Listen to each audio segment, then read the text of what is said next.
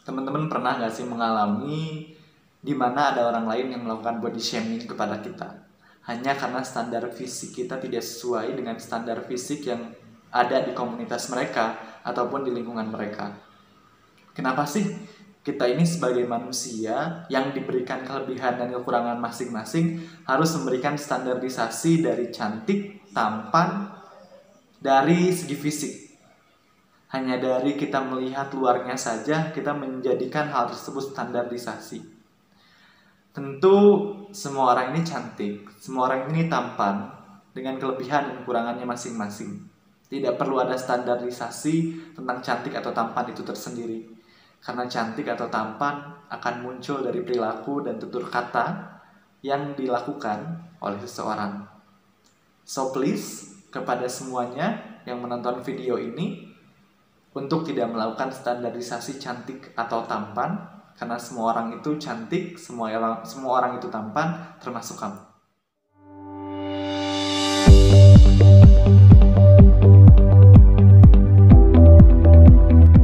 Oke, assalamualaikum warahmatullahi wabarakatuh, teman-teman semuanya. Kembali lagi bareng aku di Ngotak, Ngobrol Bareng Rohman Hikmat, episode ke-5.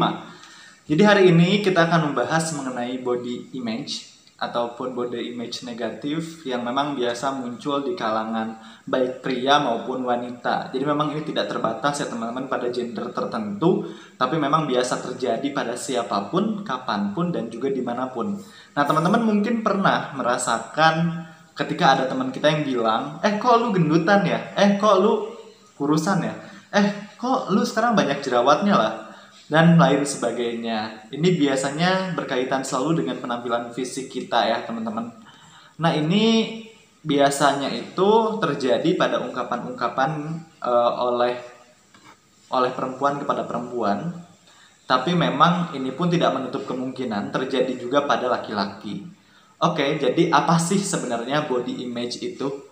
Jadi kita akan bahas bareng-bareng mengenai body image itu apa. Jadi body image ini merupakan bagian dari citra diri yang mempunyai pengaruh terhadap cara pandang seseorang melihat tubuhnya. Jadi memang ini berkaitan banget dengan tubuhnya. Teman-teman, ini aku sambil ngelihat laptop yang telah aku rancang gitu ya untuk pembahasan hari ini. Oke, nah kira-kira sebenarnya body image itu tuh biasanya terjadi pada siapa aja sih? Nah ini teman-teman yang harus kita pahami, ada penelitian yang menyebutkan bahwa sebenarnya perbandingan antara laki-laki dan perempuan yang mengalami body image negatif ini justru lebih banyak pada laki-laki. Laki-laki ini perbandingannya yaitu 2,5% pada laki-laki dan juga 2,2% pada perempuan. Jadi memang sebenarnya kan ketika terjadi body image negativity di mana persepsi kita terhadap tubuh kita ini serba ada yang kurang, kayak selalu aja tidak mengapresiasi tubuh yang kita miliki. Ini ternyata terjadi juga pada laki-laki teman-teman. Dan mungkin aku sebenarnya akan lebih bahas mengenai body image negatif pada laki-laki, bukan pada perempuan. Karena jujur aku pun mengalami hal tersebut. Dan aku pribadi nanti akan sedikit membacakan body image yang terjadi pada followers aku. Nanti aku akan membacakannya satu persatu. Oke, selanjutnya anggapan tentang body image yang ideal ini sebenarnya biasanya nih terjadi di masyarakat. Kalau pada perempuan itu biasanya tubuhnya harus langsing, kulitnya harus putih, terus juga harus rambut panjang, terus juga alis tebal dan juga rambut yang bagus gitu, lurus, tebal. Dan pada akhirnya standar di masyarakat tersebutlah yang membuat standar kecantikan ataupun ketampanan setiap individu ini ada standarnya. Sebenarnya setiap orang itu cantik, setiap orang itu ganteng, setiap orang itu punya kelebihan dan keunggulan masing-masing. Jadi kenapa sih kita harus mengkotak-kotakan, harus memberikan standarisasi dari definisi cantik atau tampan itu tersendiri? Ini sebenarnya yang menjadi permasalahan di kita, di Indonesia. Apalagi kan biasanya ini tuh berlaku juga pada orang tua. Kadang kalau misalkan ada orang tua yang menerima, misalkan pacar aku ini rambutnya itu pendek gitu, terus juga kulitnya kecoklatan. Nah standar cantik pada orang tua ini kadang tidak menerima calon pasangan si anaknya juga, sehingga hal tersebutlah yang menyebabkan standar kecantikan setiap orang itu tumbuh. Dan pada akhirnya kejadian-kejadian tersebut membuat kita selalu ingin melakukan tindakan-tindakan yang kadang tuh bukan tindakan yang jatuhnya bukan memperbaiki diri sendiri gitu, tapi jatuhnya menyakiti diri sendiri. Mungkin teman-teman juga pernah denger ya yang namanya cantik itu luka, cantik itu nyeri, cantik itu sakit. Nah, ketampanan juga sebenarnya berlaku sama ya teman-teman. Nah, ini sebenarnya menjadi suatu perspektif ataupun pola pikir yang harus kita luruskan, bahwa sebenarnya seseorang merawat diri ini bukan untuk memenuhi standarisasi dari komunitas ataupun lingkungan yang mereka ciptakan tentang standar cantik atau tampan itu tersendiri.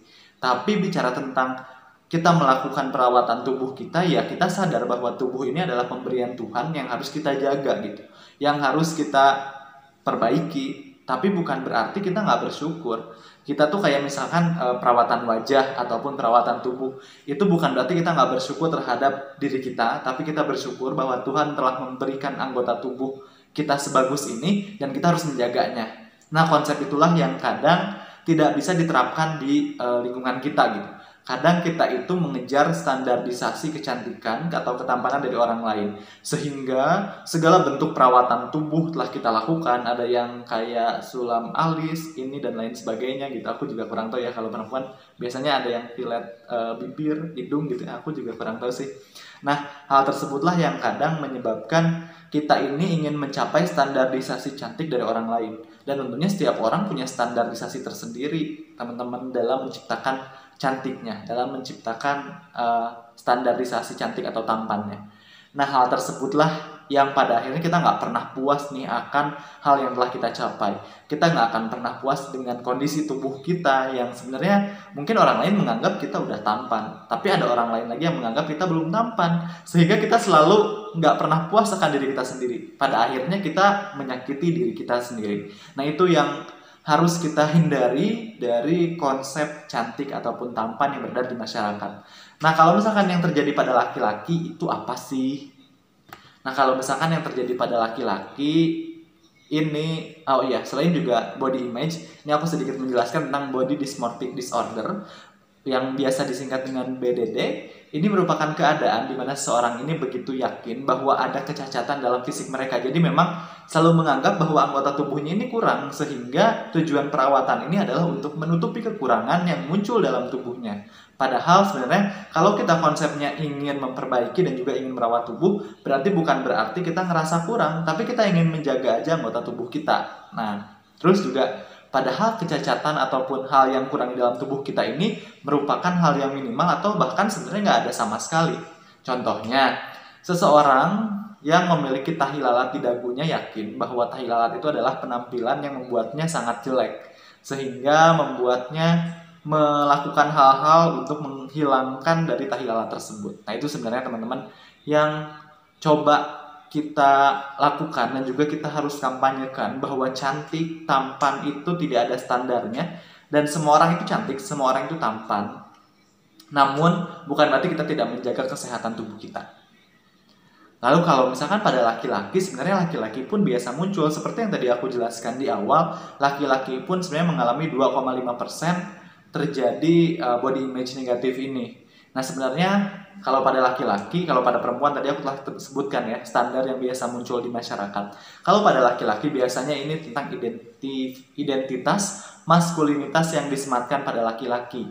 Nah, ini pun biasanya muncul pada persepsi badan yang ideal. Kayak laki-laki itu ototnya harus bagus gitu kan. Terus juga laki-laki itu badannya harus six pack dan juga yang lain sebagainya. Selain itu pun anak laki-laki sudah dituntut untuk menjadi seorang maskulin sejati sejak kecil. Nah, mereka pun disuguhi tontonan seperti gulat, olahraga, film laga, dan jagoannya adalah laki-laki yang berotot gitu. Nah, hal tersebutlah yang membuat banyak laki-laki terobsesi untuk membentuk badan mereka. Sehingga usaha pun banyak dilakukan, bahkan secara berlebihan gitu. Ada yang minum suplemen, mengkonsumsi susu protein yang tinggi, diet ketat, olahraga berlebihan. Nah, ketika memang hal-hal yang kita lakukan tersebut untuk memenuhi standar yang ada pada masyarakat, nah tentu hal tersebut akan mengganggu aktivitas sehari-hari kita. Dan tak jarang nih, dengan aktivitas yang kita lakukan berlebihan, akhirnya menimbulkan body dysmorphic disorder yang tadi telah aku jelaskan di awal. Lalu ketika memang muncul hal tersebut, sebenarnya hal ini tuh akan berdampak besar banget teman-teman ketika kita melakukan hal tersebut berlebihan dan menganggap persepsi pada tubuh kita ini selalu kurang, pada akhirnya kita bisa jadi akan mengidap stres atau bahkan depresi. Dan hal tersebutlah yang akan mengganggu aktivitas kita. Bayangkan teman-teman kalau kita nih laki-laki yang selalu mengikuti standar ketampanan, standar maskulinitas yang muncul pada masyarakat, pada akhirnya kita misalkan olahraga berlebihan sampai lupa istirahat, lupa tidur, dan lain sebagainya. Padahal hal tersebut mungkin menyebabkan aktivitas kesehatan kita justru menurun juga, terus juga menyebabkan tingkat stres kita juga menurun. Padahal kalau kita niatkan untuk olahraga, kita niatkan untuk memperbaiki dan juga menjaga tubuh kita olahraga secukupnya, istirahat secukupnya, jaga pola makan secukupnya. Jadi memang hal tersebutlah yang akan menyebabkan dampak pada kesehatan mental kita tersendiri. Standar cantik inilah yang sebenarnya muncul di kalangan masyarakat maupun standar tampannya yang menyebabkan kita ini selalu menuntut diri untuk memenuhi standar yang ada. Padahal sebenarnya kita nggak perlu untuk menuntut diri kita untuk memenuhi standar yang muncul. Kita cukup menjaga tubuh kita agar tetap sehat, agar tetap berkualitas gitu, agar tetap bugar. Nah sebenarnya banyak juga yang telah mengkampanyekan mengenai standar cantik atau standar tampan ini teman-teman. Dan juga ini biasanya dikampanyekan tuh dulu kalau nggak salah oleh Dove ya, oleh Dove pada tahun berapa gitu, aku lupa, tahun 2000-an. Ini tuh mengkampanyekan bahwa yang cantik ini sendiri itu sebenarnya mereka tuh menampilkan model-model yang memang memiliki penampilan tidak sesuai dengan standar cantik di masyarakat. Kayak standarnya itu misalkan yang ditampilkan foto-foto orang-orang yang memiliki badan yang gemuk, terus juga alis yang tipis dan lain sebagainya. Dan itu menjadi stigma positif juga yang muncul di masyarakat pada akhirnya. Cuman teman-teman gini, terus tuh hal tersebut tentang body image negatif dan juga body dysmorphic disorder ini sebenarnya disebabkan oleh apa sih? Apalagi sekarang ini sudah marak penggunaan internet. Jadi hal tersebut itu biasanya disebabkan oleh munculnya media sosial. Nah, media sosial ini pun menuntut kita untuk mengikuti standar cantik dari orang-orang. Ini aku sedikit bacakan. Ada dari pengikut Instagramku yang menyebutkan bahwa dia ini tidak percaya diri dengan wajahnya dan juga tidak percaya diri dengan tinggi. Dia itu laki-laki, tingginya 165 cm dan dia tidak percaya diri karena mengikuti standar yang ada di media sosial. Bahwa laki-laki yang biasanya itu menjadi model, laki-laki yang biasanya jadi bintang iklan, itu biasanya berotot, tinggi, tampan, kulitnya nggak putih, maksudnya kulitnya itu tuh cerah gitu, terjaga, nggak ada jerawat dan lain sebagainya. Terus juga maco, berotot. Nah kadang tuh nih hal-hal tersebutlah yang bikin kita pun melihat media sosial tuh kayak, wih gila dia tampan banget, dia tuh keren banget, dia jadi bintang iklan di mana-mana. Akhirnya kita ingin mengikuti seperti dia. Padahal kita punya keunggulan masing-masing dan kita nggak perlu buat jadi orang lain, cukup jaga kesehatan kita. Lalu selain itu pun, aku akan membacakan curhatan dari teman-teman followers Instagram aku, tapi nggak semuanya ya, untuk yang terpilih aja. Yang pertama itu, sedih banget sih kak, aku dibully gara-gara muka aku boros. Ini sebenarnya apa ya teman-teman? Kenapa masyarakat itu selalu menstereotipkan orang lain yang memang kayak misalkan mukanya itu umurnya masih berapa tapi kelihatan tua. Nah itu kadang menjadi stereotip stigma negatif dari masyarakat yang kayak mukanya boros banget sih padahal umurnya baru segini. Kenapa kita harus bilang kayak gitu kepada orang lain? Padahal orang lain punya standar cantik tersendiri, punya standar tampan tersendiri. Nggak perlu kita ngomongin hal-hal negatif kepada orang lain karena kita pun punya kekurangan aja sebenarnya. Cuma entah kita belum sadar ataupun entah ditutupi sama orang lain. Kita tuh punya kekurangan masing-masing. Tapi memang ada yang kelihatan langsung, ada yang nggak kelihatan secara langsung. Itu yang membedakan. Terus yang selanjutnya, karena punya tubuh gemuk, dikira nggak bisa apa-apa dan nggak bisa sukses. Padahal banyak loh orang-orang gemuk yang sukses kan ya. Padahal banyak banget loh orang-orang yang gemuk tuh bisa melakukan apapun gitu. Kenapa sih kita tuh harus menstandarisasi kayak sukses itu harus langsing dan lain sebagainya, bahwa orang gemuk tuh nggak bisa apa-apa. Padahal orang gemuk juga bisa melakukan apa-apa, bisa sukses, bahkan bisa lebih sukses dibandingkan orang yang kurus gitu. Jadi jangan menstereotip kondisi badan kita untuk melakukan pencapaian sesuatu. Padahal pencapaian sesuatu itu tidak dipengaruhi oleh anggota, maksudnya tidak dipengaruhi oleh bentuk tubuh kita, tapi dipengaruhi oleh usaha kita. Lalu yang selanjutnya, oh ini SMP atau SMA Neng, oh udah kuliah, kenapa ya kok kecil banget? Ya itu pemberian Tuhan, Tuhan telah menciptakan seseorang dengan tingginya segitu, lalu kenapa sih kita tuh kayak ke anak kuliahan yang masih yang kayak tingginya itu nggak tinggi-tinggi banget, kita selalu bilang, masih SD ya, masih SMP ya. Kenapa kita harus bilang kayak gitu kepada orang lain? Pernah nggak sih kita membayangkan kita di posisi orang tersebut gimana rasanya? Pasti sakit kan? Nah ini penting banget nih dalam konsep body image ini, kita harus bisa memposisikan diri kita seperti orang lain. Terus juga dibandingin dengan standar kecantikan Indonesia, ini banyak banget teman-teman bahwa standar cantik Indonesia harus langsing, putih, dan lain sebagainya. Oke teman-teman, setelah itu nih dipengaruhi kan, tadi aku udah bilang bahwa standar cantik ataupun tampan ini dipengaruhi juga oleh media sosial. Jadi memang media sosial ini memiliki peranan penting dalam melakukan ataupun dalam membentuk standarisasi cantik atau tampan di suatu komunitas ataupun di suatu organisasi. Nah hal tersebutlah yang harus kita kampanyekan dari sekarang, bahwa semua orang itu cantik, semua orang itu tampan. Tapi bukan berarti nih teman-teman, gara-gara muncul kampanye tersebut kita nggak mau untuk memperbaiki tubuh kita. Maksudnya dalam hal ini,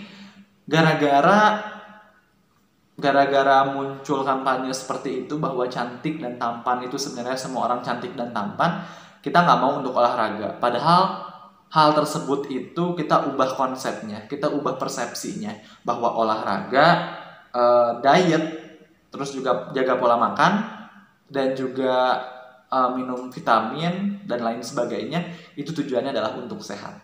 Bukan untuk memenuhi standarisasi cantik atau tampan yang dibentuk oleh suatu komunitas. Lalu yang selanjutnya lagi, ini teman-teman kadang standarisasi atau body shaming yang muncul itu kadang muncul dari individu itu tersendiri. Pernah nggak sih teman-teman kayak gini nih? Misalkan aku pernah mengalami ini. Jadi kulit aku ini lumayan melaninnya ini kurangnya teman-teman. Jadi aku ketemu sama orang yang memiliki kulit coklat. Terus orang yang kulit coklat tersebut yang mulai melakukan stigma negatif itu tersendiri. Kayak ngebandingkan kulit dengan orang lain. Padahal dia sendiri yang memunculkan hal tersebut. Nah kadang teman-teman, hal tersebut itu muncul, body shaming itu muncul bukan dari orang lain, tapi dari diri kita sendiri. Diri kita sendiri yang membuka jalan untuk melakukan body shaming, entah itu orang lain masuk ke kita ataupun dari diri kita kepada diri sendiri gitu. Nah jadi itu yang mulai harus kita hindari, bahwa kita harus lebih bersyukur atas apa yang Tuhan berikan kepada diri kita, atas bentuk wajah, atas jenis kulit, atas rambut, atas alis yang telah Tuhan berikan kepada kita. Oleh karena itu kita harus menjaganya agar tetap sehat dan bugar, agar kita tidak sakit dan lain sebagainya. Nah jadi teman-teman sebenarnya kita nggak bisa ngubah standar cantik dari orang lain, kita nggak bisa ngubah standar tampan dari lingkungan, dari komunitas, dari masyarakat, tapi kita bisa mengubah persepsi kita terhadap diri kita sendiri. Kita nggak bisa kan mengubah standar cantik atau tampan yang muncul di komunitas. Misalkan di komunitas tuh munculnya itu standar cantik atau tampan itu adalah harus kulit putih dan lain sebagainya, seperti yang aku tadi dijelaskan, seperti harus macho, harus berotot, harus manly dan lain sebagainya. Padahal kita yang bisa mengkampanyekan hal tersebut, kita yang harus bisa mulai untuk mengubah persepsi diri kita bahwa sebenarnya kita ini sempurna dengan kelebihan dan kekurangan masing-masing. Kita ini cantik dan tampan dengan kelebihan dan kekurangan kita masing-masing, dan kita ini adalah layak sebagai seorang manusia yang berhak hidup di dunia ini gitu, tanpa adanya standar cantik atau tampan yang muncul. Dibandingkan kita harus mencoba merubah suatu komunitas, kita harus merubah diri kita sendiri, mulai dari diri kita sendiri, mengubah persepsi tersebut, lalu kita lanjutkan dengan mengkampanyekan hal tersebut melalui media sosial. Kita coba kampanyekan hal tersebut kepada orang lain. Karena kalau kita nggak pernah mulai hal tersebut, teman-teman, kita nggak akan pernah tahu apakah hal tersebut ini tuh akan mulai baik atau enggak. Jadi sebenarnya kampanye ini harus mulai kita galakan dari sekarang, bahwa nggak ada yang namanya standar cantik atau tampan. Kita semua cantik, kita semua tampan dengan kelebihan dan kekurangan kita masing-masing. Namun tetap kita harus menjaga kondisi tubuh kita agar tetap fit, agar tetap bugar, agar tetap sehat. Dan ini sedikit kata-kata di akhir video ini, bahwa tidak ada bentuk badan tertentu yang mengindikasikan bahwa seseorang itu lebih baik dari orang lain. Tidak ada ketampanan seorang yang harus dikait-kaitkan dengan massa atau volume ototnya. Semua orang tampan dengan kelebihan dan kekurangannya masing-masing. Ketampanan yang sesungguhnya ini akan terpancar dari perilaku baik serta tutur kata yang sopan. Dan hal ini berlaku untuk laki-laki maupun perempuan, karena fisik bukanlah penentu kualitas seseorang. Terima kasih teman-teman telah mendengarkan video aku. Semoga dengan menonton video ini kita jauh lebih bersyukur atas diri kita, atas fisik kita, atas tubuh kita, dan kita bisa lebih menghargai apa yang kita dapatkan, apa yang kita miliki, dan apa yang telah Tuhan berikan. Sekian dari aku. Assalamualaikum warahmatullahi wabarakatuh.